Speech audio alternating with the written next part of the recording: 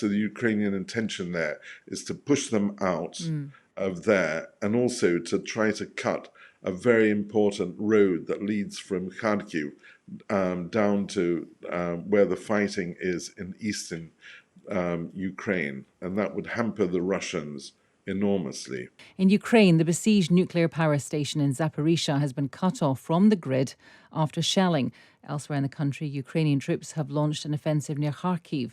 The aim of the surprise attack is to reclaim occupied territory close to the Russian border. Let's speak to Askold Krushelnycky. He's a Times' reporter in Ukraine to try to get the latest. Good morning to you, Askold.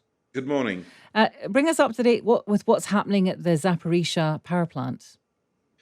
Well, if the electricity is cut off, if power is cut off to the plant itself, the danger is that the cooling system, which relies on electricity to pump water around its cooling system, will fail in its job, and in the worst case scenario, there could be a meltdown. It's got its own generators within the plant, but they can only obviously work for a limited time using diesel fuel. So it is a serious problem, and it's one of the problems that the UN inspectors who came to the plant last week, and some of whom have remained there, have highlighted, and that's why they want to have a safety zone created around the plant for miles and miles around the plant, so that no artillery fire will reach and disrupt the electricity supplies. Yes, and obviously it depends how long it remains cut off from the grid, but what kind of impact would that have on electricity supplies in the country? Well, the plant used to supply about 30% of all Ukraine's electricity needs, so it would have an enormous impact if the plant was disabled. But actually, the more serious concern is how the plant itself might deteriorate and cause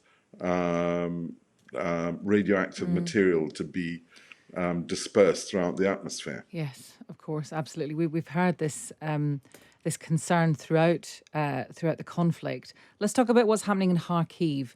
Ukrainian troops launching an offensive near Kharkiv. It's a surprise attack, apparently. They're trying to reclaim that territory. What do we know about the timing of this and how it's progressing, if at all?